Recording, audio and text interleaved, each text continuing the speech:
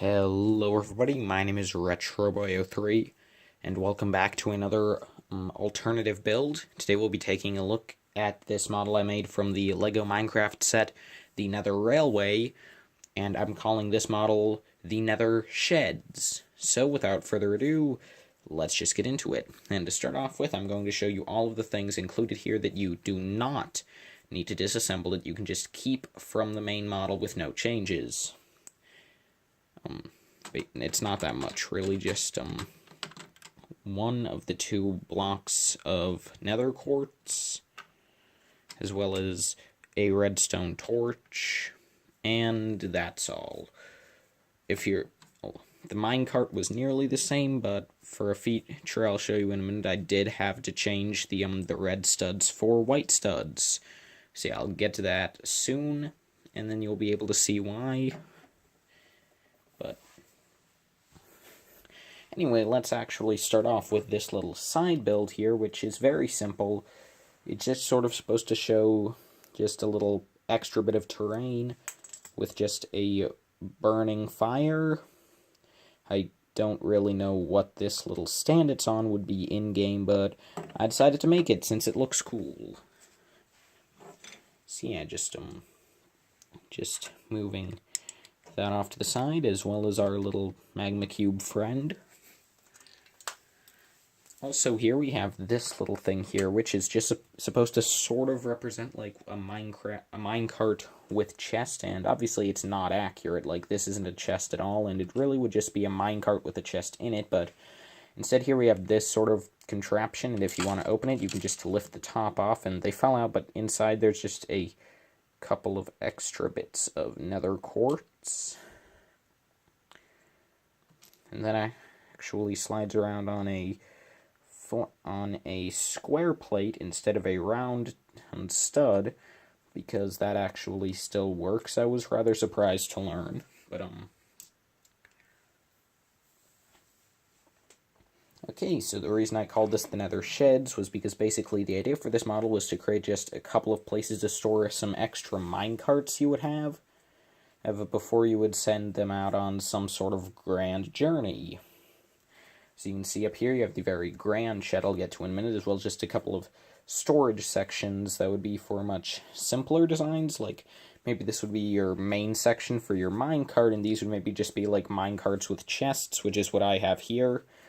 And obviously you do have storage for probably 2 minecarts in here, maybe even 3 if you squeeze it, as well as 1 over here on each side. But you can see that in the middle we actually have this 4-way junction, which wasn't in any of the LEGO Minecraft sets so far, and there's just a little circular tile in the middle to keep your minecart from just falling down in there and getting stuck. But there are little stoppers at the ends of the track on each side here, so your minecart can't just keep going and fall off. You can see that underneath we actually have a couple of mushrooms, and over here we have some brown mushrooms. And back here you can see that there's just a button back there, and unlike the actual set, I've actually created a little play feature there. But first off, if you can't tell, this up here is just a very simple style of flick missile. It just uses this piece, which sort of blends in, since obviously it just ends up flush with the piece, and I think it looks fine. And there's also one over here on this block section, and this can just rotate, and since it's on a jumper, you can place it on any of the open jumpers here, and there are quite a few. So yeah, I'll just move this off to the side, but you can see that your feature here to activate, you just have this simple yellow little bushing, and you just push that in, and it'll move a little Technic rod, which will, if it will work, give me a second. Okay, sorry, I had Steve sitting back in his minecart, and for the feature to work, you do have to have him sitting pretty much with the minecart flush against the back of the wall, but if you just push in on that little bushing, that will send Steve going on the tracks. And that time I actually pushed it a bit too far, and he just completely flew off, but the idea is a bit more to just have him, of course, now it's not going to work, but that's way too light, and there, that's sort of the idea. Like, he did also derail there, but the idea was just sort of to have him sail down the tracks. Pretty simple feature, but I think it's alright. The roof here, which makes no sense since it's made of lava, but anyway, that can just be easily detached if you wanted to. So you can move it somewhere else, or just have this be an open air. Well, I called it a shed, but it isn't really one. But also here, maybe you can see a bit better that back here in the back, we have a section of powered track, which is what's powered by the button. But anyway, but then on each side of here, we have a play feature I built in. Over here, the feature is really simple. You just have a couple of blocks of netherrack, and you can just load them up onto here and push on the tile, and well, that didn't work at all. If it keeps hitting my finger, as you can see, it's a catapult is the idea. It's just not working, though, because why would it, now that I'm trying to make a video to show you? Maybe it would work better if I remove this piece and hit it from the side. There we go. I mean, the idea is just to sort of hit something with it. It's not the most effective play feature, obviously, but I think it was still something fun to include. But yeah, it does work best if you hit it from the side, as you can see. But over here we have a play feature that's actually just locked in by this little 1x6 tile, which is attached to a jumper on the top of the shed. And the feature, you just have a little brown pin sticking out, and if you push that in, it'll just knock out a couple of columns of netherrack blocks.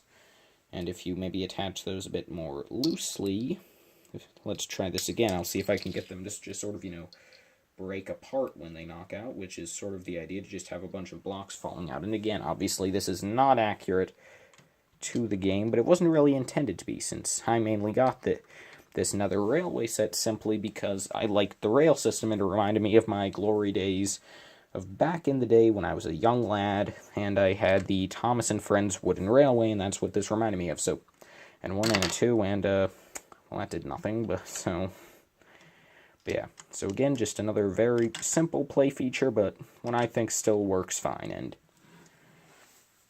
really, that's all there is to this build of the Nether sheds. You have the main build, a side build, several play features, including these weird little flick missiles, and, well, obviously after you knock these blocks out here, that pin could also just act as another flick missile for you to use. This little storage cart.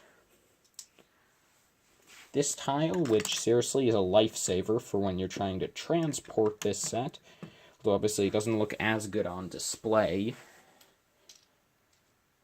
As well as just a couple of builds that I just left over, since the parts from them weren't required for anything else. And yeah.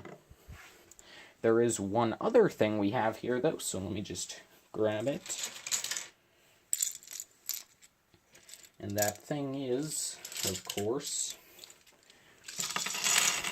a ton of just leftover 2x2 bricks, as well as actually one single 2x4, and obviously I didn't build anything here since this is Minecraft, so you can just take all those bricks and build yourself up just a little piece of terrain, just to go alongside this. Maybe you could just build something up to add to the model. Maybe you could build up this side build, make it a bit bigger, or you could just create your own little extra terrain piece. Yeah, pretty simple. So, thank you all so much for watching. I will have instructions up. I have no idea when, but since this is a very simple build, I mean, obviously being a Minecraft-based thing with very simple pieces, it'll probably be up rather soon, the instructions will. So, thank you all so much for watching, and I will see all of you in my next video. Farewell.